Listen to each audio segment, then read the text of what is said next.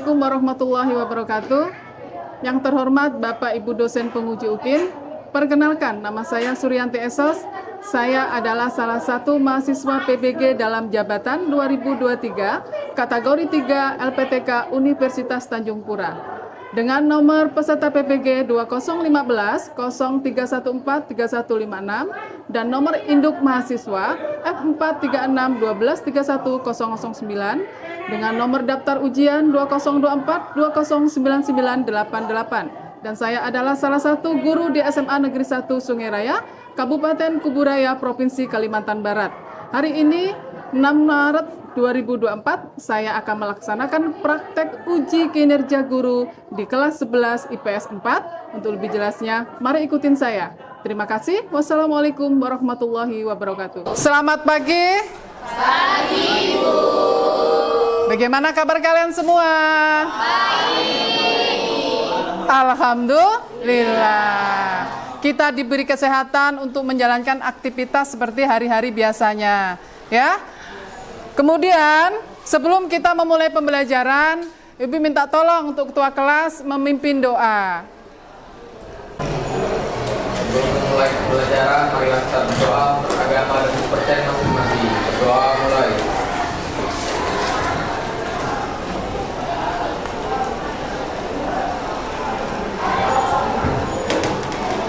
Doa selesai. Oke.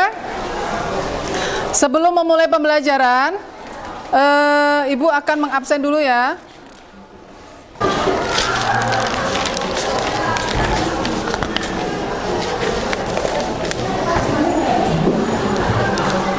Ya, Ahnas ya.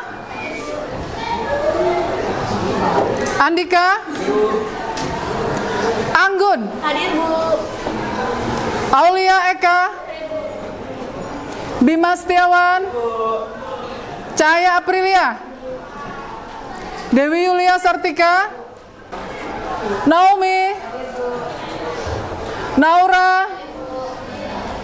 Raffi Ananda Putra. Raisya. Regina. Rizal Hanafi. Salsabila. Sylvester. Syabila?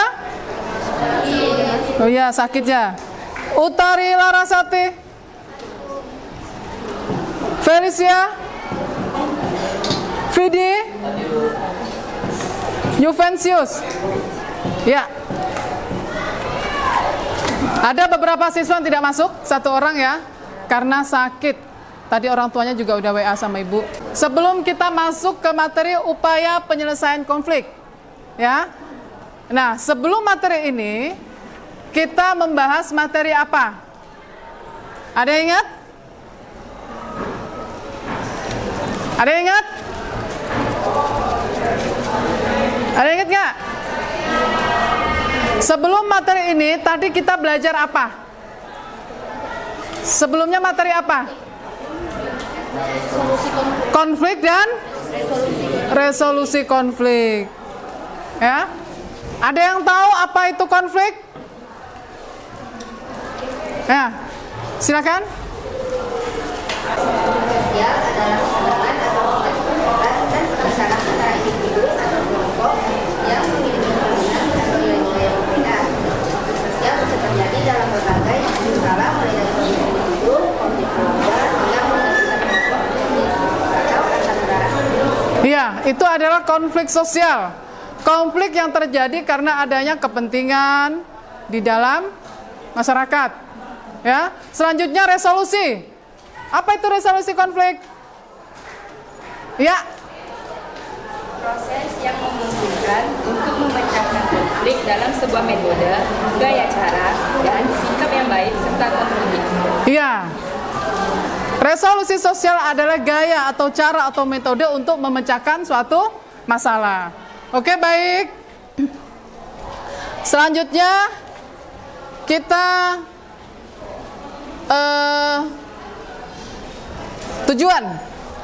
Tujuan pembelajaran kita kali ini adalah dengan mengamati gambar yang ditampilkan pada PowerPoint, ya, Peserta didik dapat mengidentifikasi upaya penyelesaian konflik di masyarakat. Yang kedua, dengan mengamati contoh gambar yang ditampilkan pada media PowerPoint dan melakukan diskusi menggunakan LKPD, peserta didik dapat menganalisis pemecahan masalah upaya penyelesaian konflik sosial di masyarakat. Itu adalah tujuan pembelajaran. Kemudian ada IPK-nya. Ya, IPK-nya itu adalah indikator pencapaian kompetensi. Yang pertama, mengidentifikasi upaya dalam menyelesaikan konflik sosial yang terjadi di masyarakat. Yang kedua, menganalisis upaya penyelesaian konflik yang tepat dalam mengatasi konflik sosial di masyarakat. Selanjutnya adalah menunjukkan alternatif solusi dari berbagai upaya dalam menyelesaikan konflik melalui diskusi kelompok. Nah itu. Nah selanjutnya Ibu akan memberitahu mekanisme pembelajaran kita kali ini adalah menggunakan model PBL atau Problem Based Learning.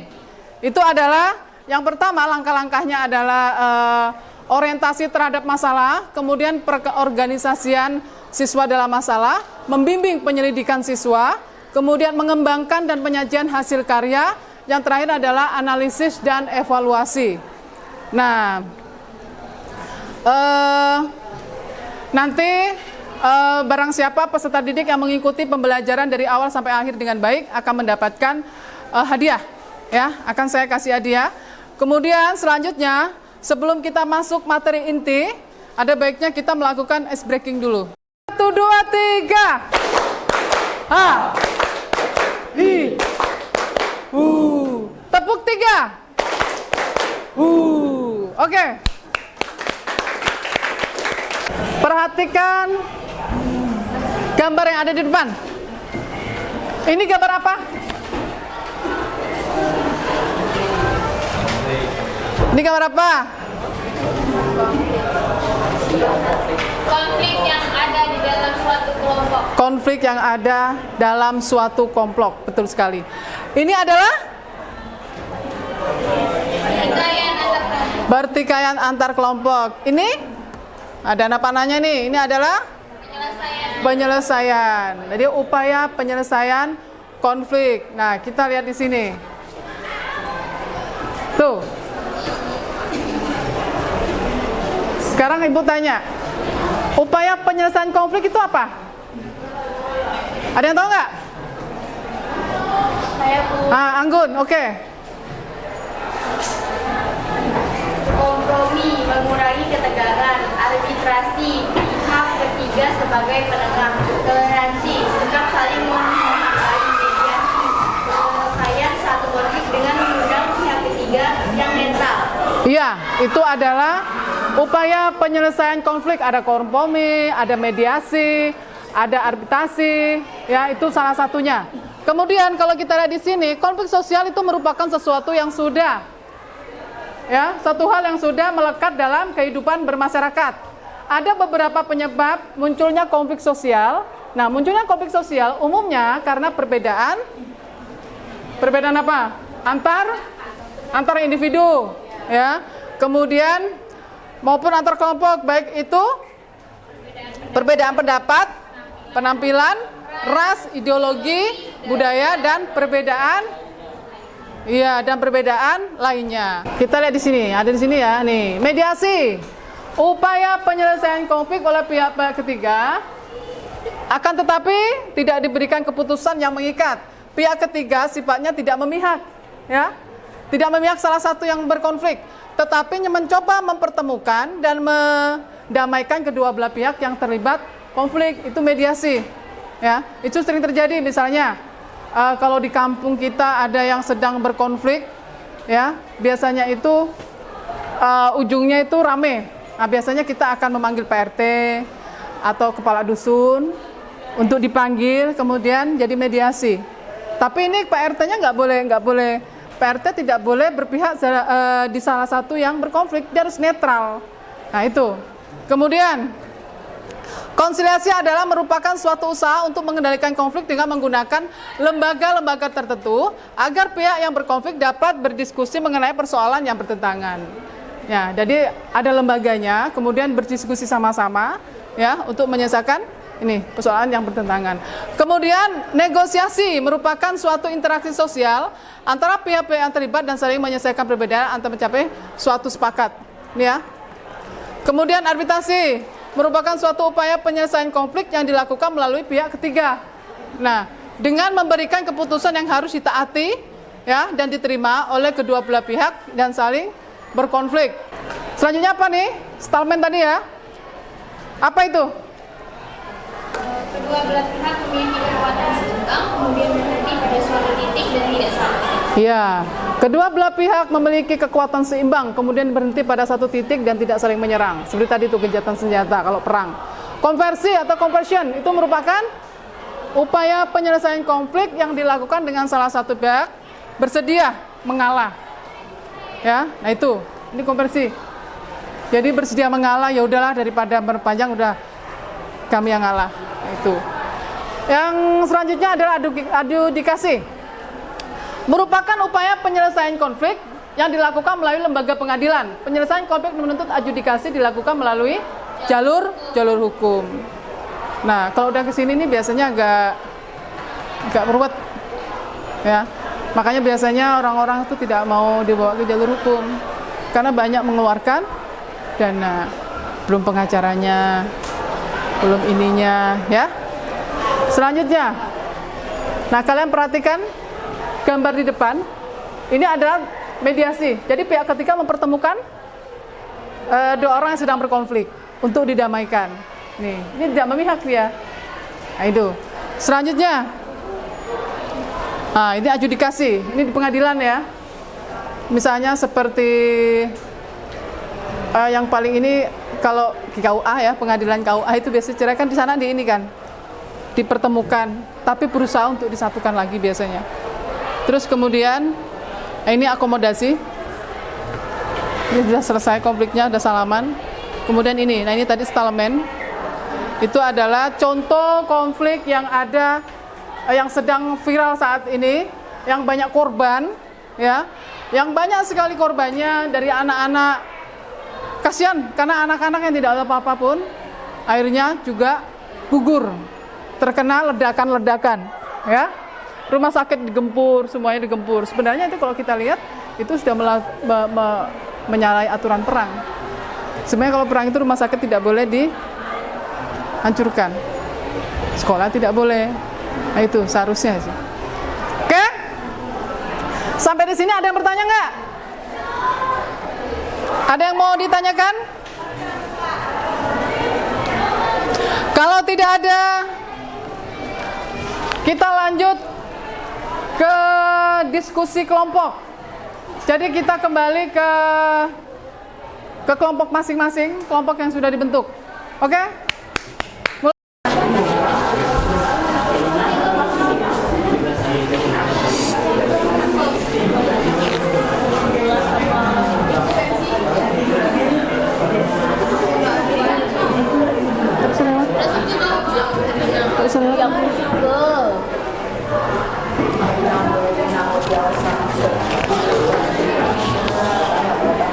Oke, kalian boleh menggunakan ponsel untuk mencari referensi.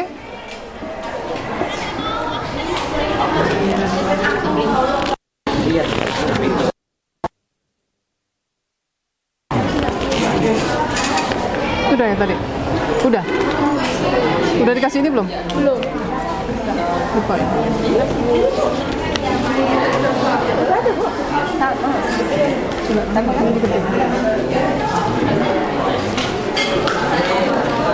Oke, selanjutnya waktu kalian 20 menit. Kerjakan, nanti diidentifikasi, pilih gambar yang ada. Kalau tidak ketemu boleh menggunakan ponsel untuk referensi. Silakan kerjakan. Jangan ribut, kerjakan dengan serius ya. Karena kalau ribut suara kita masuk ke kelas lain. Oke, kelas lain sedang belajar juga.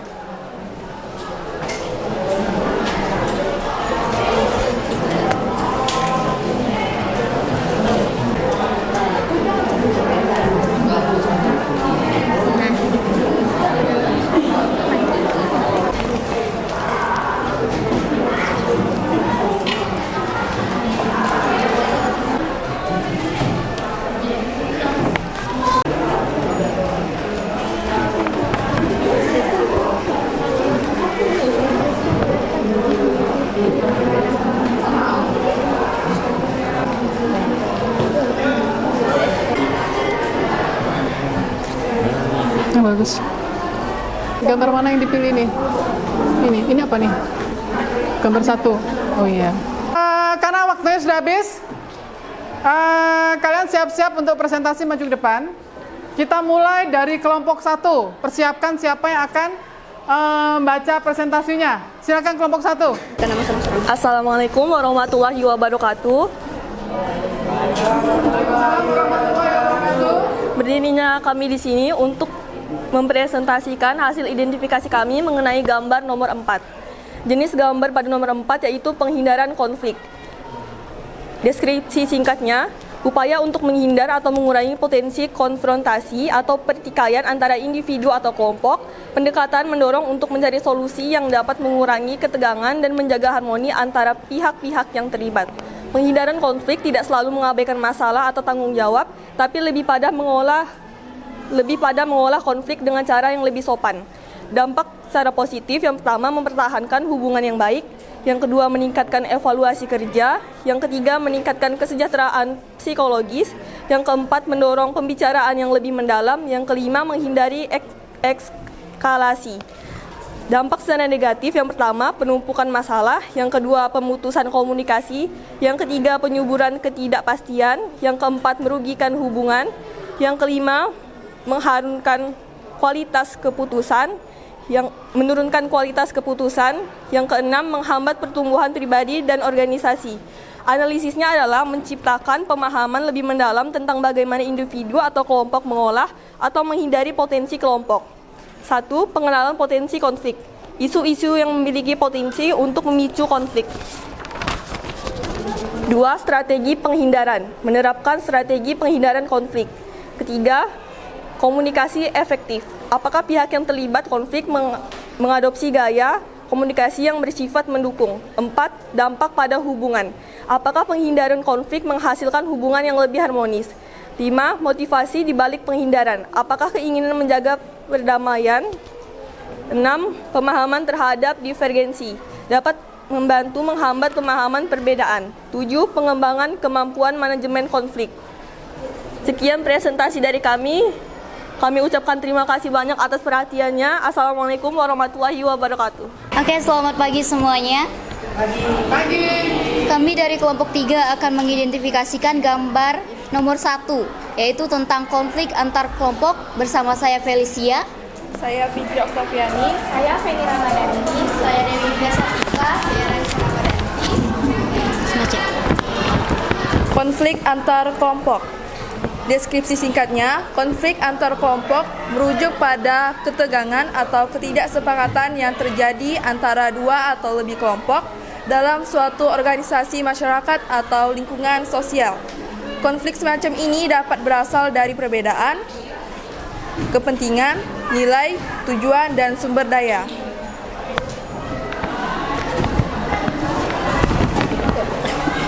Seperti 1. Perbedaan kepentingan, 2. Perbedaan nilai atau budaya, 3. Perebutan sumber daya, 4. Persaingan porsi atau kekuasaan, 5. Ketidaksetaraan atau ketidakadilan, 6. Ketidakpastian atau perubahan, 7. Kompetisi atau keterbatasan sumber daya, 8. Komunikasi buruk. Dampak yang dapat ditimbulkan dampak positif. 1. Inovasi dan perubahan. 2. Peningkatan komunikasi. 3. Peningkatan kesadaran. 4. Pembangunan keterampilan. 5. Perubahan budaya organisasi. 6. Peningkatan pemahaman. Dampak negatifnya 1. Gangguan produktivitas, 2. Stres, 3. Pemecahan hubungan, 4. Kehilangan karyawan, dan 5. Pemborosan sumber daya. Sekian hasil presentasi dari kami. Maaf jika ada salah kata. Terima kasih atas perhatiannya. Selamat pagi. Selamat pagi.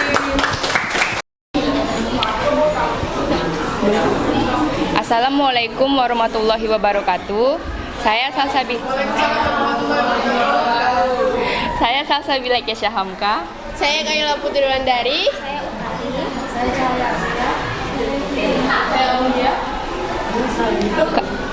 Kami dari kelompok 4 akan mengidentifikasikan tentang gambar 1 yang berjudul konflik antar kelompok. Konflik antar kelompok merujuk pada ketegangan atau ketidaksepakatan yang terjadi antara dua atau lebih kelompok dalam suatu organisasi masyarakat atau lingkungan sosial. Konflik semacam ini dapat berasal dari perbedaan kepentingan, nilai, tujuan, dan sumber daya. Seperti yang pertama, perbedaan kepentingan. Yang kedua, perbedaan nilai atau budaya. Yang ketiga, perebutan sumber daya. Yang keempat, persaingan posisi atau kekuasaan. Yang kelima, ketidaksetaraan atau ketidakadilan. Yang keenam, ketidakpastian atau perubahan. Yang ketujuh, kompetisi atau keterbatasan sumber daya. Dan yang kedelapan, komunikasi yang buruk. Dampak yang dapat timbul adalah dampak positif. 1. Inovasi dan perubahan.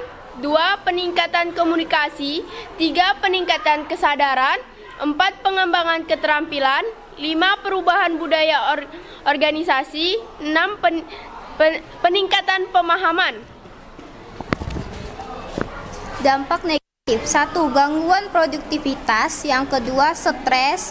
Yang ketiga, pemecahan hubungan. Yang keempat, kehilangan karyawan-karyawan. Yang kelima, pemborosan sumber daya. Analisisnya, analisis proses mediasi dapat dilakukan dari berbagai sudut pandang untuk mengevaluasi efektivitasnya. 1. Keterbukaan dan komunikasi. Sejauh mana pihak-pihak yang terlibat dalam proses mediasi. 2. Pemahaman masalah. Sejauh mana pihak-pihak memahami masalah inti yang menyebabkan konflik.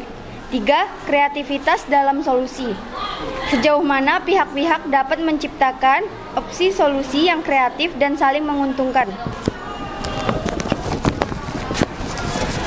Yang keempat, kesepakatan yang berkelanjutan. Keberhasilan dalam mencapai kesepakatan yang dapat diterima oleh semua pihak. Yang kelima, kepatuhan terhadap kesepakatan. Sejauh mana pihak mematuhi kesepakatan. Yang keenam, kepuasan pihak-pihak. Ketujuh, efisiensi waktu. Kedelapan, keberlanjutan hubungan. Sekian dari kami. Saya akhiri. Wassalamualaikum warahmatullahi wabarakatuh.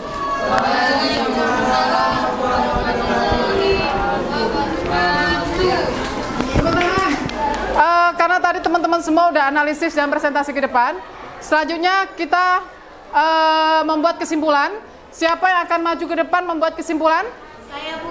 Oke, Anggun, silakan maju ke depan untuk membacakan hasil kesimpulannya.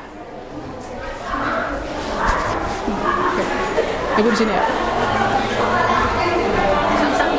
Kesimpulan upaya penyelesaian konflik. 1. Dialog dan komunikasi efektif. Penting untuk memfasilitasi dialog terbuka dan komunikasi efektif antara pihak yang terlibat dalam konflik melalui dialog. Kesalahpahaman dapat diatasi dan persepsi yang berbeda dapat dipahami. 2. Negosiasi dan kompromi. Upaya penyelesaian konflik seringkali melibatkan proses negosiasi, di mana pihak-pihak yang tersengketa berusaha mencapai kesepakatan yang dapat diterima oleh semua pihak. Kompromi seringkali menjadi kunci untuk mencapai solusi yang berkelanjutan. 3. Mediasi dan penengah. Pihak ketiga yang netral seperti mediator atau penengah dapat memainkan peran penting dalam membantu pihak-pihak yang bersengketa untuk mencapai kesepakatan. Mediator dapat membantu mengidentifikasi isu inti, meredupkan ketegangan, dan mengarahkan proses negosiasi. 4. Penerapan hukum dan keadilan. Dalam beberapa kasus, penyelesaian konflik melibatkan penerapan hukum dan prinsip-prinsip keadilan. 5. Pendidikan dan pemahaman bersama. Meningkatkan pemahaman antar pihak mengenai perbedaan budaya, nilai, dan pandangan dapat membantu mencegah konflik atau mengurangi potensi eskalasi. Pendidikan tentang keberagaman dan toleransi juga dapat menjadi langkah penting dalam upaya penyelesaian konflik. 6. Membangun hubungan jangka panjang. Setelah konflik selesai, penting untuk membangun hubungan jangka panjang yang berkelanjutan antara pihak-pihak yang bersengketa. 7. Partisipasi masyarakat. Dalam beberapa konflik melibatkan dan memperhitungkan aspek aspirasi dan kebutuhan masyarakat secara keseluruhan dapat memperkuat upaya penyelesaian konflik. Sekian yang dapat saya sampaikan. Terima kasih. Kita tadi sudah membahas tentang materi upaya penyelesaian konflik, di mana upaya penyelesaian konflik itu ada macam-macam bentuknya, ada macam-macam metodenya, ada kompromi, ada mediasi, ada stalemate, kemudian ada arbitrasi, adjudikasi, negosiasi, dan sebagainya.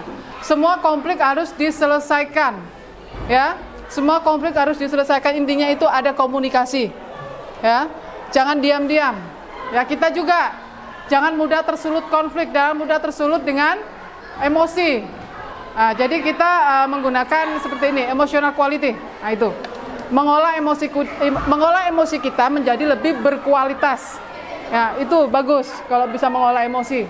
Ya, jangan marah-marah, tidak tentu. Ya. Karena itu akan merugikan diri kita sendiri.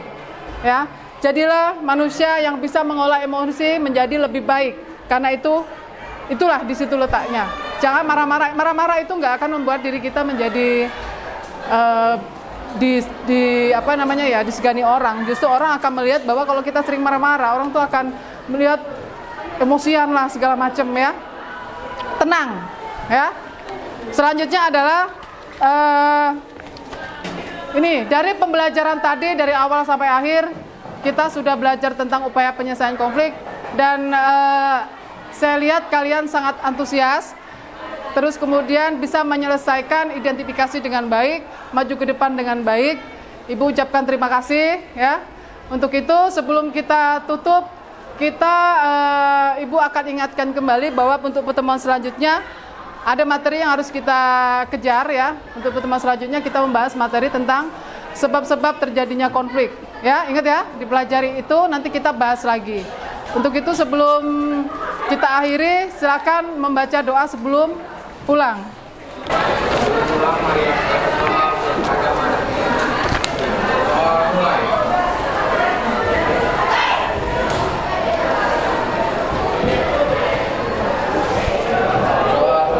Oke, silakan siapkan dulu, ya, yang tertib.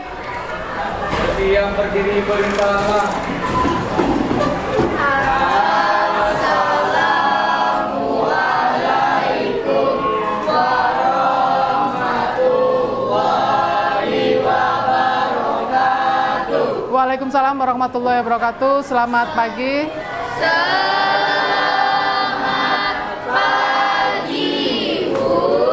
Ya, silakan kemaskan bukunya.